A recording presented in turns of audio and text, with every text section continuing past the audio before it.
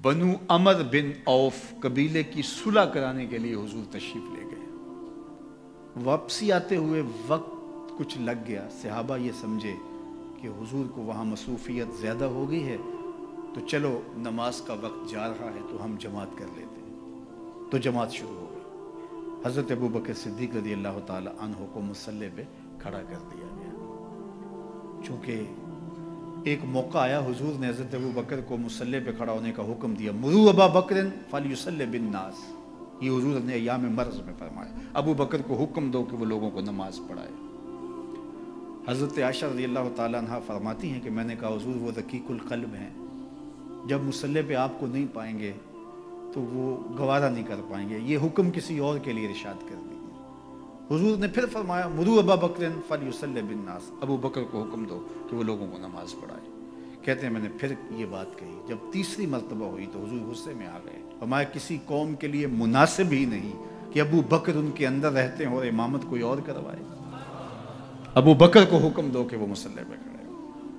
اب یہ موقع بھی ایسا تھا، سب صحابہ نے کہا کہ حضرت آئیے، تو حضرت ابوبکر صدیق رضی اللہ تعالیٰ کو مصلی پہ کھڑے ہو گئے، پیچھے صحابہ کی صفیں بند گئی، نماز شروع ہو گئی۔ اتنے میں حضور بھی فارغ ہو گئے، قبیلے کے صلح کے لیے گئے تھے، کام ہو گیا، حضور واپس تشریف لائے، دیکھا تو جماعت کھڑی ہے۔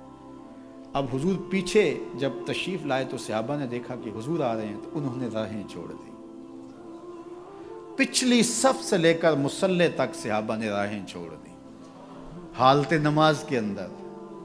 اللہ اکبر، کہاں خیال سے نماز ٹوٹے اور کہاں نماز کے اندر حضور کو پروٹوکول دیا جا رہا ہے، حضور کا استقبال ہو رہا ہے اور حضور کو راستہ مل رہا ہے۔ اللہ اکبر۔ اب صدیق اکبر رضی اللہ تعالیٰ نماز پڑھا رہے، لا یلتفت یمینا ولا یسارا، آپ جب نماز پڑھتے تھے اتنا انہماک ہوتا تھا کہ دائیں بائیں کی خبر نہیں ہوتی تھی۔ اب سارے صحابہ حضور کو راستہ دے رہے ہیں، حضور قریب آ گئے، لیکن حضرت ابوبکر صدیق نماز پڑھا رہے ہیں۔ صحابہ نے اپنے ہاتھوں کی پشت پر تصفیح کی، ایک ہوتا ہے تالی لگانا اور ایک ہوتا ہے ہاتھ کی پشت پہ، یہ عرب تعجب کے طور پہ کرتے تھے، آج بھی عرب کرتے ہیں، جب بھی کوئی ایسا فعل ہو تو وہ کہتے ہیں ہاتھ کے پشت پہ جو ہے وہ ایسے ہاتھ پھیرتے ہیں، تصفیح۔ تو صحابہ نے تصفیح شروع کر دی حضرت ابوبکر صدیق کو مخاطب کرنے کے لیے، ان کو بتانے کے لیے۔ اب ایک نے کی، حضرت ابوبکر صدیق نماز پڑھاتے رہے، دوسرے نے کی، تیسرے نے کی، حتیٰ کہ اکثر نے ایسے تصفیح شروع کر دی۔ حضرت ابوبکر صدیق سمجھ گئے کہ کوئی غیر معمولی واقعہ ہو گیا، تو انہوں نے تھوڑا سا غور کیا تو جان عالم کھڑے تھے، حضور جلوہ فراز تھے، دل و قلب و نگاہ کا مرشد اولین اور ظاہر اور باطن کا امام کھڑا تھا۔ تو حضرت ابوبکر صدیق پیچھے سرکنے لگے، تو حضور نے ہاتھ سے اشارہ کر کے ان کو وہی نماز پڑھانے کے لیے ارشاد کیا کہ تم ہی کھڑے رہو، لیکن حضرت ابوبکر صدیق اشارہ دیکھنے کے باوجود پھر تشریف لے آئے، اور حضور پھر مصلی پہ تشریف لائے، نماز پڑھائی، سلام پھرا، پھر حضرت ابوبکر صدیق سے مخاطب ہوئے، کہا ابو بکر جب میں نے کہا تھا کہ تم نماز کے مصلی پہ رہو، تم اس کے باوجود پیچھے کیوں آ گئے؟ تو سنو حضرت ابوبکر نے کیا جواب دیا، یہ سارا واقعہ بخاری میں ہے۔ حضرت ابوبکر نے کہا ما کانا لابن ابی قحافہ ان یؤم رسول اللہ، یا رسول اللہ صلی اللہ علیہ وآلہ وسلم، ابو قحافہ کے بیٹے کی یہ جرت کب ہوئی کہ رسول اللہ کے آگے کھڑا ہو کے نماز پڑھائے؟ اللہ اکبر۔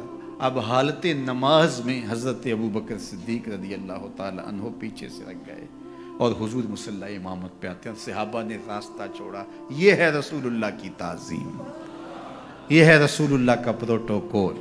ہمیں تاریخ بتاتی ہے کہ صلح حدیبیہ کے بعد سیدھا فتح مکہ ہوا ہے، کوئی جنگ درمیان میں نہیں ہوئی۔ جب امت نبی کی تعظیم کرتی ہے تو کفار کے دل میں رعب پیدا ہوتا ہے، اور جب امت نبی کی تعظیم نہیں کرتی تو کفار دلیر ہوتے ہیں۔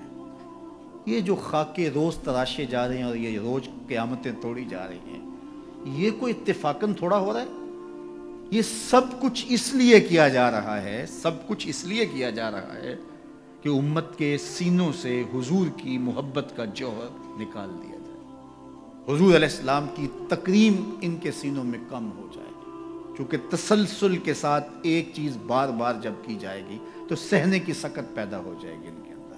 اور اگر یہ اس کو گوارا کرنے لگ جائیں گے تو پھر یہ قابل تسخیر ہو جائیں گے. پہلے ہی ہم نے اس کو کافی حد تک ان کو مسخر کر لیا ہے، ان کے جغرافیے بھی توڑ کے رکھ دیں گے.